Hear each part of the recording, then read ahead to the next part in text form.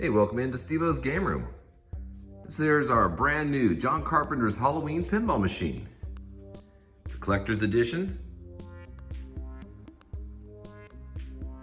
Very, very unique design. He won't stop, so neither can you. Super sweet. Multiple levels. I have the glass on, so you'll probably get some nasty reflections, but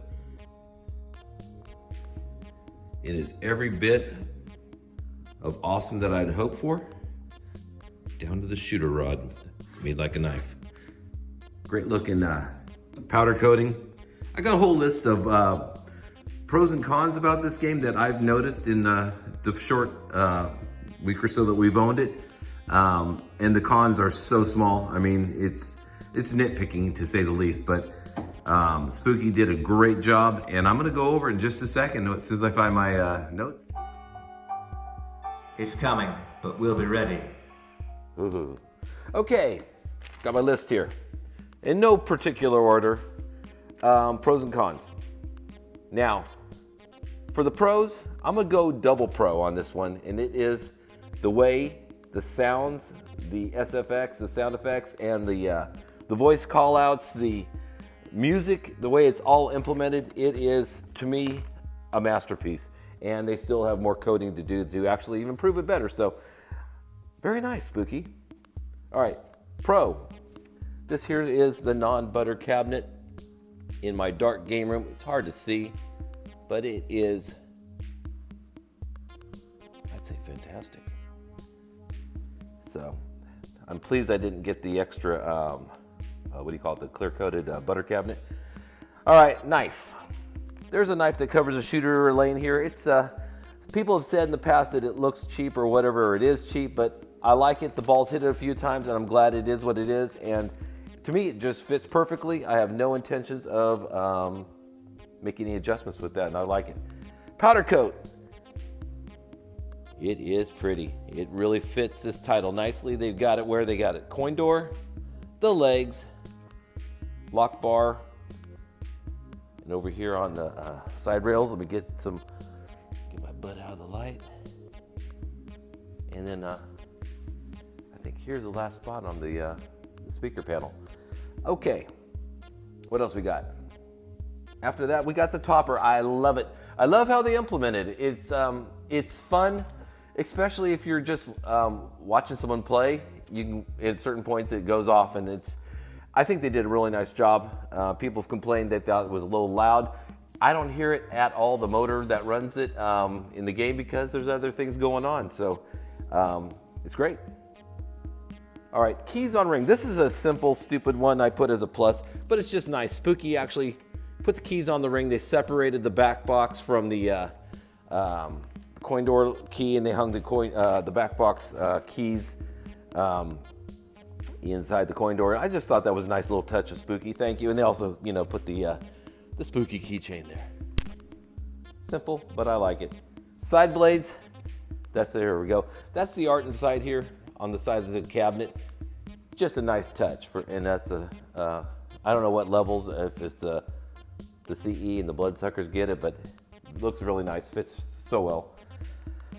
Okay, real back glass. That is correct. That is a real back glass, not a translite, and it's legit. Good job, Spooky. I think the artwork really fits nicely, and the shots, they're interesting, and they have some diverters to make things actually happen. Sorry about the back glass being on, or the Playfield glass being on. You get the reflection of the back glass, but it is what it is. Okay. I said I also put down it has an interesting feel.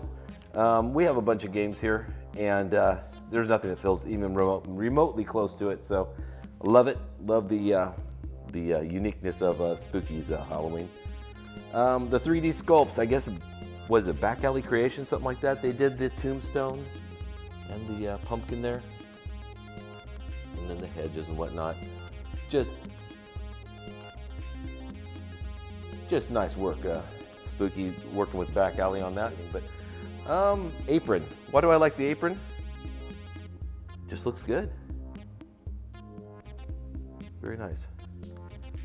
Okay, rules to date, because they're still working on this thing as far as adding everything that they plan on adding to make it a completed game. To me, even where it's at, I think we're 6 months into production. It's a real good game. I mean, I'm thrilled. And also, I would say as a plus, it looks fun. You walk in, like say this is on location or someone's home. I say it looks fun that you want to come up and give it a try. So I would expect it to earn some money. Pumpkin hole. I don't know why I have pumpkin hole written on there. Oh, that was actually, I don't know if that was a negative or not, but the pumpkin will light up kind of like you expect it to kick out, and it tricks you and it comes out, I believe, right here below, what's his name, Loomis. And but normally when the flashes, you expect it to kick out or whatever, and it doesn't, which is, I wouldn't call it a negative, but it's just, it's different. Oh, way back to the very beginning when we unboxed it, the packaging and palleting were superb. It was fine as far as it arriving nicely. I love the RGB lighting. I think they did a fantastic job. Looks even better when the glass is off. I should have done this with the glass off. Oh, the fan. The fan that cools this, I guess, computer system. Very quiet. Love it. Shooter rod, of course, I've already gave it a tug. Love that. The knife handle shooter rod is very nice. Shaker implementation. I love how they did it. It doesn't really stand out as being like, what the hell is that going on? But it actually, to me, the whole sensation of playing the movie on the game. Back glass speaker lights, that's nice. That's pretty cool. And then it came with coin mechs. If you remember the Medieval Madness Chicago coin debacle when brand new games were being shipped without that, without the coin mechanisms, they come with it. So that's nice. You don't have to have any of that drama. All right, I think we're gonna go to a couple negatives here. And these, I swear to goodness, they are nitpicking just to show that I have some, I don't know, honesty and balance with my little quick review. The cabinet, if you look how it's joined compared to like the Bally Williams of the 90s, the way they join it, it does look like, well, let me show you. Can you see this part way up here? I don't know what that, I'm not what do you call it, a woodsmith, but or whatever you call them, a cabinet maker, but that's how they're done. And if you run over and look at a Bally Williams, they're joined differently, but it's more of a look than a feel because it's very solid. So like I said, I am nitpicking here. LCD, it's a little on the blacks aren't truly black. So they say that you can get a better one or possibly make some better adjustments. I have tweaked it a little bit. It's fine for me. I don't expect to see myself running out and buying one, a replacement. And also some people said the animations are You're going to have to do better than that. are not to their satisfaction. I'm fine with them. I think it fits. Probably, if you want to nitpick, it could be maybe a little bit, I don't know, more refined? I don't know. Now out of all my negatives, which are, like I said, are just nitpicking, this here one is actually my most legitimate one. I'm a pinball machine owner that loves printed paper manuals. Doesn't come with it, and it didn't come with it. So kind of bummed about that. To me, I really think they should have it, and I don't see it costing that much money to see that every game goes out with them, but that is my biggest nitpick. That's about it. Okay, so now playability, straight out of the box, shipped from Spooky. I found two small issues, both which probably would throw a first-time owner, like have them call in tech support. I go through the game top to bottom, inside and out, before I even throw power to it, even before I plug in the cord to the back of the unit. The start button here. When I opened it up, lifted the Playfield, the switch had come out, and was falling inside of the cabinet. So if you had pushed the button as a newbie without checking it, it'd probably do nothing. It'd have a little clicky feel, but it would not start a game. So that was the thing. No big deal. I just put it back together. It was just a twist to the right kind of thing. And also when I checked the gap on the flipper switch before I even played it, it's a stack switch. The switches, the first set of switches closest to the outside of the cabinet, they were closed, not open like the other left-hand side, and like the second switch of the flipper button. So I had gapped that, and then when I threw power to it, after doing those two little adjustments, like a charm, baby, it played exactly, I would say, perfect. And one other tiny baby nitpick. No, I'm not even gonna say it. Okay, I'm gonna say it. The coin box. It has a spot for a loop to run a pin through it to keep it from falling out during shipping. It doesn't have the loop. Maybe the rails, the slide rails, holds it in position. I've seen other games like Bally Williams without that being secured, and the coin box falls all the way down to down there in the back of the cabinet. But maybe the rails is what? Let me see. Yeah, see, I guess the rails lock it in, I guess, but it's missing this little loop right there, and then you run a pin through it, and we keep it from winding up down there. I don't know how it didn't travel out, but it's that would be another negative, maybe, complaint, but it's a nitpick thing. Look at that. Oh, gosh, look at that speaker. I forgot to mention that. That thing is a flippin' beast, that cabinet speaker right there behind the shaker motor. It's fantastic, Spooky. I'll take this game any day of the week. He is pure evil, and he's coming. Okay, so I popped the glass off. Let's get in here. Look at this fantastic molding, sculpting, whatever you want to call it. This way we won't get any reflections from the display in the back glass.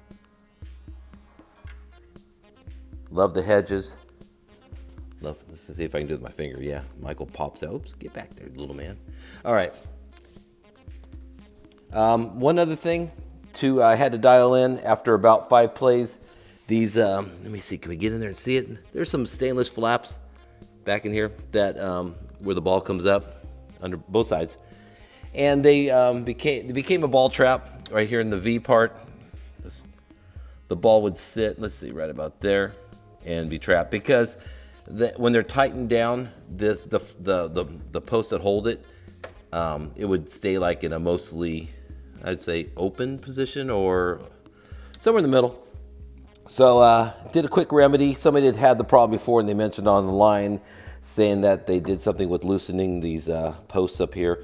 All I did was loosen this post here and then the mini post over here, and then the flap went down, and then I put some Loctite on the threads, and I just finger tightened it down, which ball has never been trapped there since. So I think that's a good fix. I'll have to keep an eye on it. I did not use any tools. It was just totally finger tight.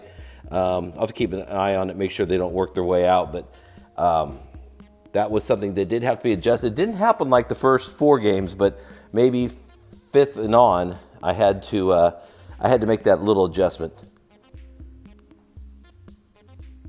Great game.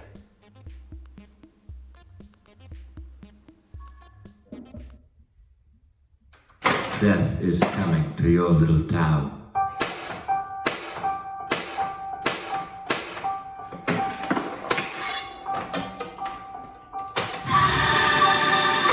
This is not okay. Get back out there.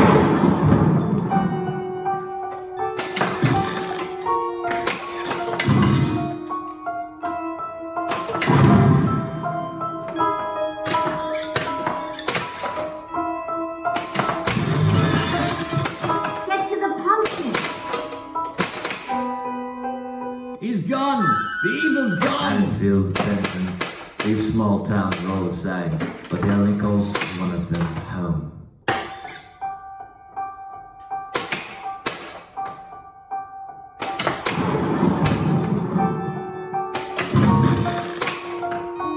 Someone lit the jack-o'-lantern. Judith Myers. Row 18, Block 20. The blood will lead us to him. All one is lost is near.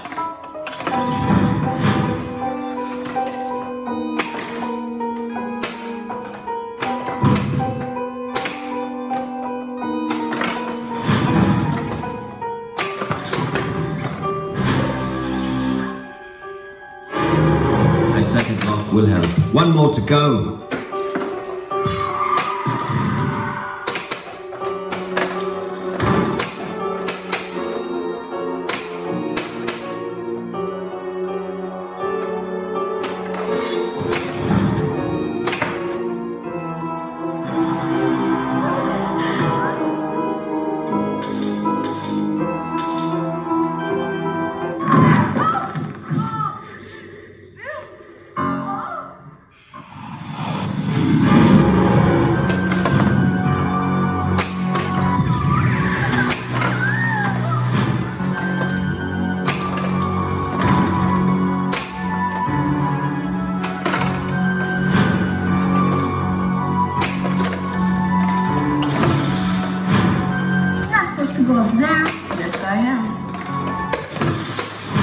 Defend Laurie and the kids. Rip those spinners to slow Michael down.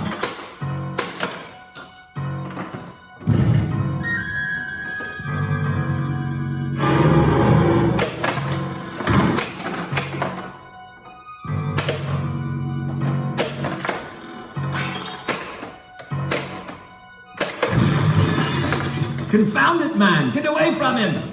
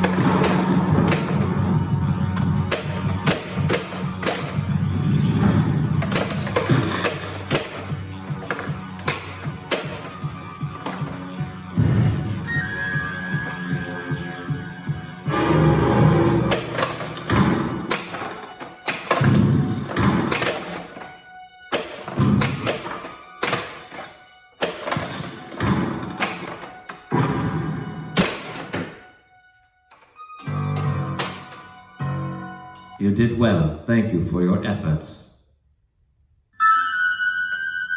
Haddonfield will know what evil is.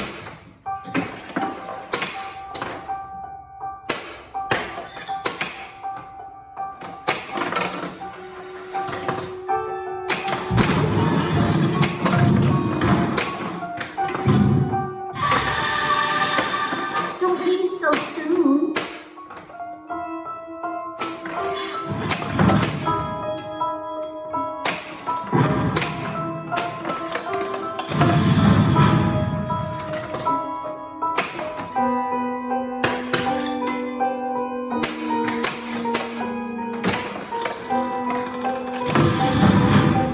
You're not supposed to go up there. Yes, I am. You ever done anything like this before?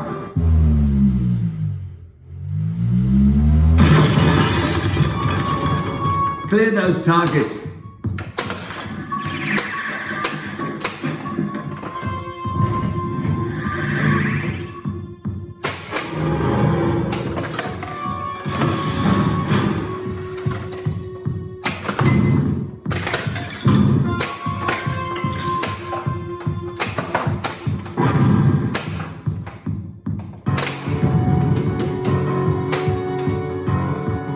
job well done. Let's see what it gets us.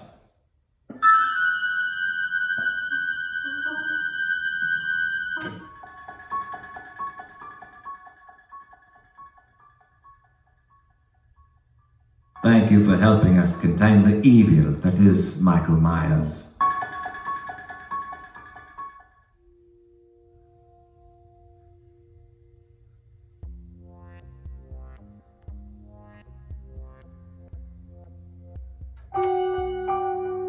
You don't know what death is.